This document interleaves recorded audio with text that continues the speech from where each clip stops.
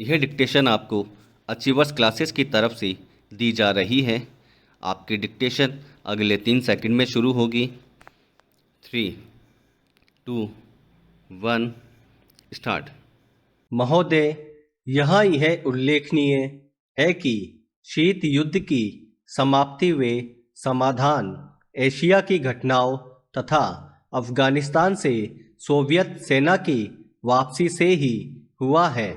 अफगानिस्तान में लंबे अरसे तक चला युद्ध सोवियत संघ के अस्तित्व के लिए कष्टदायी और मुश्किल हो गया। इस भयावह युद्ध से सोवियत सेनाओं की वापसी ने अनेक घटनाओं ने जन्म लिया, जिनकी परिणति शीत युद्ध की समाप्ति से हुई तथा जिसमें जर्मनी का एकीकरण तथा सोवियत संघ का विघटन शामिल है। संक्षेप में, शीत युद्ध का और इस तनाव का एशिया की एकता पर दूरगामी प्रभाव पड़ा। एशिया के सभी देश यह चाहते थे कि क्षेत्र में शांति बनी रहे। चीन और सोवियत संघ का सीमा विवाद, चीन और वियतनाम का झगड़ा और भारत व चीन का सीमा विवाद उस समय की परिस्थितियों को स्पष्ट करता है। इस तरह से पाकिस्तान पूरी तरह से थाईलैंड और फिलीपींस के साथ अमेरिका के खेमे में चला गया था। जापान अपने आर्थिक और व्यापारिक संबंधों के कारण पश्चिम के देशों में सामीप्य स्थापित कर रहा था। इससे एशिया की एकता को एक नया धक्का लगा है, क्योंकि एशिया के देश अलग अलग खेमों में बंट गए थे। 1960 के दशक में एक नया मोड़ आया, जब शीत युद्ध के समय में आसियान के नाम से एक नए गुट का प्रादुर्भाव हुआ। इससे दक्षिणी पूर्वी एशिया के देशों में नए आर्थिक और सुरक्षा संबंधी प्रयास किए गए। इन देशों में सांस्कृतिक एकरूपता की वजह से भी एक नए गुट ने जन्म लिया, लेकिन यह कहना कठिन होगा कि इन दक्षिण पूर्वी एशियाई देशों से समूचे एशिया की पहचान या एकता बनाने में सहायता मिली है या उससे धक्का लगा है, क्योंकि इन देशों ने अपनी नीति बहुत स्पष्ट नहीं की और केवल अपने ही गुट के अंदर भूमिपुत्र नीति को जन्म दिया। भारत भी अब आसियान का सहयोगी सदस्य बनने जा रहा है। पैरा, भारत की पहल से दक्षिण एशियाई सहयोग संगठन की स्थापना सन 1985 में की गई, जिसके फलस्वरूप पड़ोसी देशों के आपसी सहयोग के लिए नया वातावरण तैयार हुआ। यह प्रयास क्षणे क्षणे उपयोगी रूप लेता जा रहा है, जो एशिया की पहचान बनाने की ओर महत्वपूर्ण कदम है। व्यापार, निवेश, तकनीकी ज्ञान, संचार माध्यमों में बढ़ोतरी ने विश्व गांव के विचार को भी पैदा किया। बढ़ते हुए व्यापार, निवेश, संचार एवं विज्ञान की आधुनिक तकनीकों ने पूरी दुनिया में एक दूसरे पर निर्भर रहने के नए विचारों को जन्म दिया। अंग्रेजी भाषा, हॉलीवुड, कंप्यूटर्स और उपभोक्ता संस्कृति ने पूरे विश्व को प्रभावित किया, जिससे देशों के फासले कम हुए। संस्कृति और सभ्यता भी प्रभावित हुई। हो सकता है कि इसके अच्छे परिणाम न हो, ऐसी भी आशंका की जाती है। उदाहरणतः जापान दूसरे महायुद्ध तक अपनी संस्कृति और सभ्यता व संयुक्त परिवार जैसी आधारभूत सामाजिक मान्यताओं को केवल अपनाए हुए नहीं था, बल्कि उससे चिपटा हुआ था। लेकिन जापान जैसे सभ्यता वाले देश भी यूरोप के प्रभाव से बच नहीं सके। पैरा, महोदय, दूसरे शब्दों में आर्थिक, व्यापारिक निवेश और तकनीकी कारणों से द्वितीय महायुद्ध के बाद और शीत युद्ध के दौरान एशिया के देशों में पुनः धुंधलापन पैदा हुआ।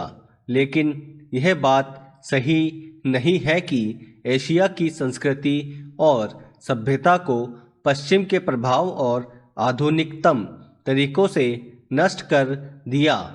हाँ, एक धक्का जरूर दिया, पर समय समय पर एशिया का यह रूप, एशिया की यह सभ्यता और संस्कृति बलशाली तरीके से उदीयमान होती दिखाई देती है। पंडित जवाहरलाल नेहरू ने 1945 में अपनी पुस्तक डिस्कवरी ऑफ इंडिया में एशिया की पहचान पर लिखा है कि 1000 वर्षों से जब यूरोप अपने अंधकार के युग में था, एशिया ने अपने मनुष्यों की प्रगतिशील आत्मा को प्रभावशाली ढंग से दर्शाया। उन्होंने यह विश्वास भी जताया कि एशिया की संस्कृति और सभ्यता यूरोप की संस्कृति और सभ्यता से अधिक प्राचीन है। आज के दिनों में भी चीन के नेता अपने यहाँ आध्यात्मिक क्रांति की बात करते दिखाई देते हैं और अपने आर्थिक विकास को भी प्रतिबिंबित करते हैं। मलेशिया के प्रधानमंत्री भी बड़े गर्व के साथ मलेशिया के रास्ते की बात करते हैं और आधुनिकता और पारंपरिक संस्कृति के मिश्रण से मलेशिया का विकास करना चाहते हैं। भारत के प्रधानमंत्री भी मध्य मार्ग की बात करते हैं, जिसको वे भारत का पारंपरिक विचार कहा करते हैं। वियतनाम के यशस्वी नेता भी साम्यवादी विचारधारा को पारंपरिक सहिष्णुता के अनुसार ढालना चाहते थे। एशिया के इन सब नेताओं की समय समय पर की गई घोषणाओं का वर्तमान संदर्भों में पूरा अर्थ लिया जाना चाहिए, जो एशिया की पहचान को नए सिरे से बनाने में सहायक सिद्ध हो रहा है। पैरा, यहाँ यह भी बताना उचित होगा कि हाल के वर्षों में एशियाई देश, विशेष रूप से पूर्वी एवं दक्षिणी पूर्वी एशिया के देश, एशिया के सुदृढ़ देशों के रूप में उभरे हैं और इन देशों के आर्थिक विकास की दर विश्व के किसी भी अन्य देश के आर्थिक विकास की दर से अधिक है तथा जिनके आने वाली शताब्दी में विश्व आर्थिक व्यवस्था के निर्माताओं के रूप में उभरने की आशा है। आर्थिक सफलता की इन कहानियों का श्रेय मुख्य रूप से अनुशासित कार्य, किफ़ायत एवं बचत की ऊंची दरों जैसी एशियाई विशेषताओं को जाता है तथा इनसे देशों की जनता के जीवन स्तर में सुधार आया है और एशिया की पुनः खोज जैसा वातावरण बन रहा है। एशिया के देशों में अब आपसी भाईचारे की भावना उभर रही है और इससे ये देश परस्पर निर्भर हो रहे हैं तथा शीत युद्ध के प्रभाव से मुक्त होते जा रहे हैं। हमारी सरकार ने अपने एशियाई पड़ोसियों के साथ बेहतर संबंध बनाने में पहल करके इस बदलते रुख के प्रति सकारात्मक रवैया अपनाया है। इन सब प्रश्नों का जवाब आज उपलब्ध नहीं है, लेकिन शने शने इन प्रश्नों में ही इसके उत्तर मिलेंगे। एशिया अपने इन प्रश्नों के उत्तर में एक नए एशिया को जन्म देगा और अपनी एक नई पहचान बनाएगा। यूरोप और अमेरिका के आधुनिक औद्योगिक विकास में फ़र्क नज़र आता है।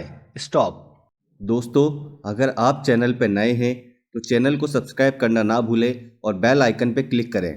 Thank you.